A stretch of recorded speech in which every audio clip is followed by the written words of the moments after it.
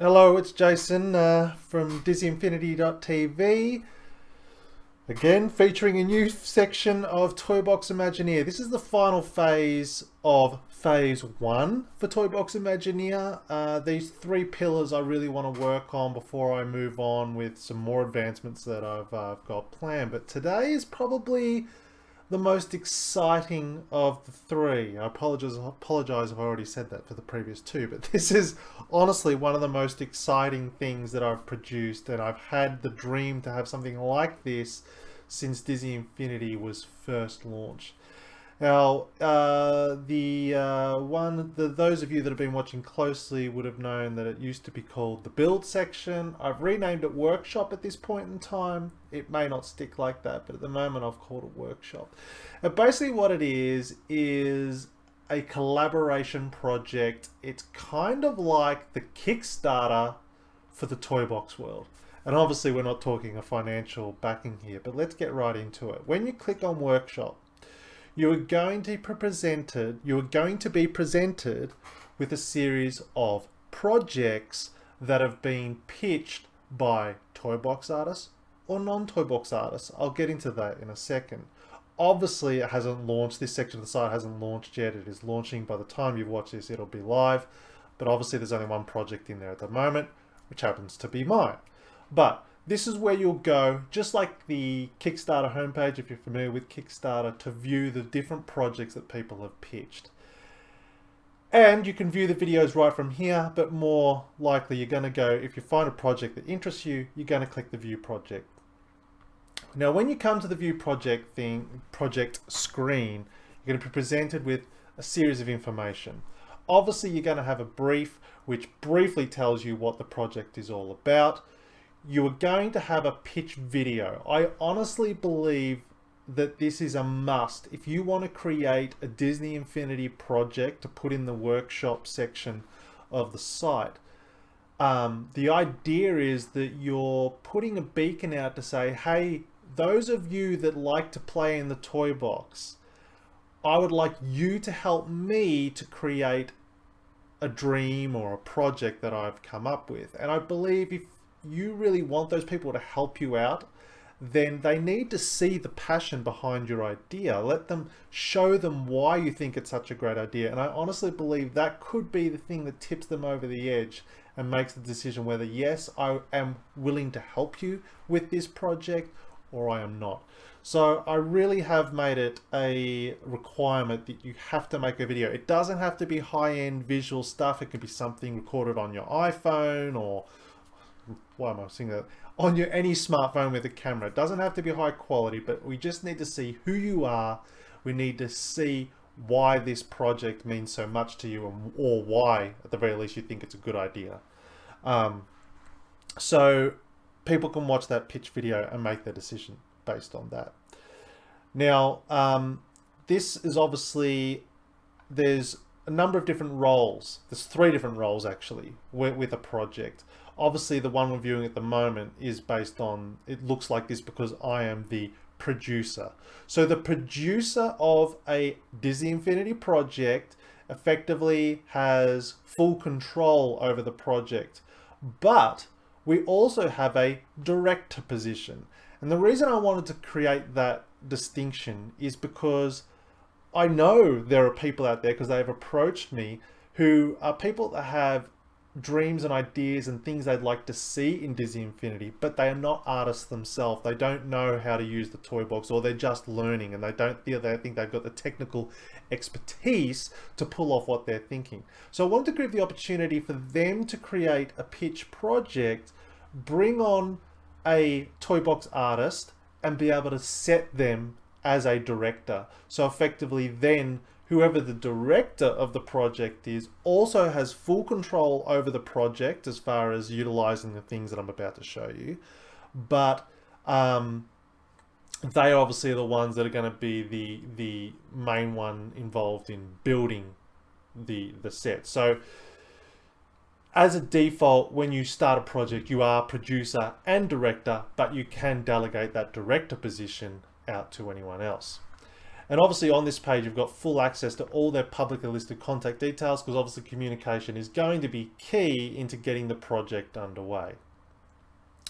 From there, basically, and again, it's not, because I'm logged in and I'm the producer, I won't see it, but if you're viewing this project and you're not the producer and you're logged in, you'll have the opportunity to join the project. And when you join the project, you become part of the crew, effectively. And then crew members have access to certain features of this particular page.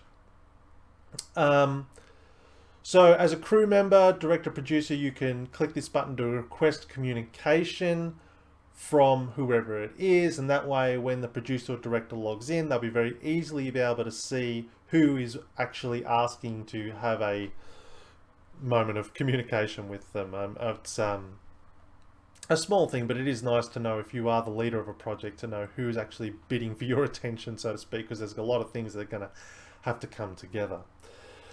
Now, there's basically two other elements at this stage, in this early stage of the project. And again, I hope to advance this to continue to create more useful tools for Toybox project producers and directors to help them in creating these collaborations, because I honestly believe that it's going to be a major game changer for Disney Infinity Toybox production.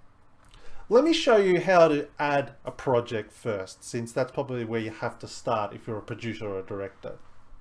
It's very similar to adding a Toybox to our system. Very similar system where you basically put a title, create a thumbnail if you wish. If you don't create a thumbnail, your YouTube pitch video will become the default thumbnail, I guess. Now, I've broken down projects into these 4 key types of projects, and so you'll be creating one of these. The first is open, which is here, which is toy boxes that are submitted to the project are independent and share only the common theme. So the educational toy box project here, I've set to open because that's exactly what it is. It's nothing's connected. It's simply just saying, it's almost like, hey, here's a category. It's kind of like the Toybox TV top 5. It's like, here's a category, let's all submit toy boxes under that category, and at the end of it we have a collection of toy boxes that will go under that particular title or theme. So that's what an open toy box project is. A single toy box project is a toy box that is going to be passed between users, and I'm going to show you how you can track that in a minute. But effectively, it's a single box, which is, I guess, one of what's currently going on a lot at the moment with collaborations, where someone's starting building a file, then they're passing it to another user who's then extending upon it, then they're giving it to someone else. Okay, so it's a single file. The end goal is a single toy box that many people have contributed to. We have a series toy box project, which are toy boxes that are directly linked together in some sort of sequential order. So a perfect example for that would have been, again, I like using this because I feel like it was a missed opportunity, the Aladdin top 5 challenge, where a director could effectively say, I want to build an Aladdin based playset type experience. Here's the start, middle and end of the story. There's a boss battle at the end, there's whatever, and then basically X amount of boxes are required, and different users might create each one of those boxes, but at the end they're going to be all linked together via doors or whatever the linking method is, so that at the end the toy box becomes a lengthy play experience with a series of toy boxes. And finally, open world, which is toy boxes that will be linked via an overworld map. So the Disneyland project is the perfect example at the moment of that, where there's an overall map which has doors that's a little bit more explorative, and then each of those doors linked to a separate toy box. So they're the 4 main type of projects that I came up with. If you can think of any others, let me know and I'll add them to this list as potential project types. Then we have 3 different project states that you need to consider, and you can change between these whenever you want. The first level is pitch. When a project is in a pitch state, anyone can join that project to help you out, and anyone who joins has full access to the production tools in that phase. Now, For some Toybox projects, you might want to just continually leave it in the pitch phase, because some of these projects may not necessarily have an end, or you may not want to close it off. You will eventually, but that might be the case.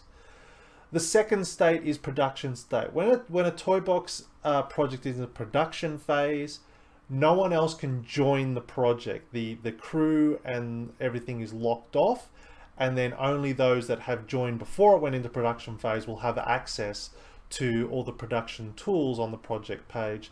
And then finally, complete. Once it's in a complete stage, it's obviously all done and dusted. The Toybox is complete. You will link down here the tag to the finished Toybox, so that when people view that project in its historical state, they'll be able to not only read through the production diary, which I'll show you, which should be quite interesting, but then actually be able to play the finished result outcome of that project, which is really cool. And then of course we've just got our short description and extended description. In the extended description, and we really need to make sure that you're clear in stating the exact specifications that you require for your Toybox, what you're exactly looking for your final product. So that's how you do it. So again, we go back to the view project, and this is where, again, if you're not logged in, you won't see this section here. All you will see will be the result of the production diary. So why don't we start there? And all the production diary is a place for you to provide updates for people that may be really interested in your project, but they might not be involved, but they would like to see whether it be a YouTube video in which you're demoing the current state of the box. It might be a funny image. It might be a story that has inspired the Toybox. It doesn't matter. Again, anything, DVD special features, bonus features, and basically generating hype, a platform to generate hype about your Toybox project. I hope that these projects do sort of inspire something more than just what we currently got, which is, you know, bidding for accolades on the top 5. I hope this spawns much higher, not higher quality necessarily, because the quality of Toybox is really good, but I hope these projects are sort of reach for the stars type bigger projects, and as a result that could be many months of development in production. And so that's why I wanted to provide an opportunity for people to provide updates of the status of the box, challenges, whatever it is. Again, it can be whatever it is. It's a production diary, and I hope people utilize that feature, because I think it'd be fascinating to follow certain projects. I can't wait to see what projects people have in store. So Toybox submissions are where obviously Toybox is going to be submitted for review for the producer director, or whether you've just got a complete box that you say, hey, I created this box for your topic, here it is, check it out. And there's two different modes. There's two different modes to a Toybox submission. Obviously there's Toyboxes that have already been submitted to Disney and approved and are available for download through the official channels. And there are Toyboxes that obviously are only accessible via the FriendShare system. And so I've created an opportunity to create both of those. So the first one is a Disney download, which we can just download. You just give it a title, whatever the title of the Toybox is, put the official URL in there from the infinity.disney site where it is, and click submit. And then obviously we have a FriendShare in which you're not providing a URL because it's only accessible through your Toybox, and let's say version 1, whatever you want to call the Toybox. And so when the producers and directors log in, it is separated by the user or the crew members that have submitted files. And if it is a offline version, then it simply states the Disney ID of the user that they need to look up to find version 1 Toybox. And then if it's an official one, they can download it from here. They can set what they are doing with that file, whether it's new, in review, reviewed, or approved. Again, that's just feedback for the crew member when they view come back to this page, they can see, has the producer/director viewed my content, do they like it, so on and so on. And then obviously we can delete. You can only delete the file off the system if you have submitted it, I believe, from memory. And then we have a lock icon, which again the producer director can lock, which can be a communication indicator to whoever created the file to say, hey, please don't delete that file, and that way they know that that's safe somewhere. Hopefully they got the message not to delete that particular version, and they can check that out. That's very easily unlocked as well when it's refreshed. And then we have a master set. So this is extremely handy if you're creating a toy box that is one of the ones that's being passed around between particular toy box artists. You can set who has the master file, and so very quickly you can determine who you have to approach or contact in order to get the handoff for that file. And once the file has been handed off to whoever the next user is, come in and you can check that they now have the master file. So that's how we track files, which is again hopefully a really useful tool. If you can think of any other ways that you would like to engage with file handling, let me know. But oh look, there's so much to go over in this stuff, but I'm super excited about it. I'm super excited about the projects that we're going to hear about from people out there. Again, please don't be intimidated if you've never been in the toy box, but you think you've got an idea that you would love to see in the toy box. Let us know, create a project, and maybe there'll be some people that are equally as inspired to help you get that off the ground. So thanks for watching. I've now covered all three main pillars of Toybox Imagineer. Very exciting website that I'm really enjoying working with, but I really mostly enjoy you, the community, who are helping me to make it a place that allows us to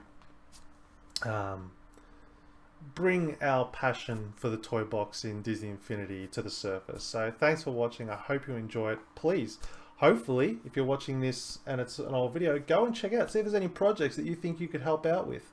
It doesn't even have to be on, you don't even have to build. Maybe you would like to help out by providing a story for a toy box. Maybe you've got some other skills that you can help bring to a toy box. There's many facets to toy box building, and we'd want to hear from you. So come check out the project, see if there's anything that inspires you, and help us out to create this already amazing game even better.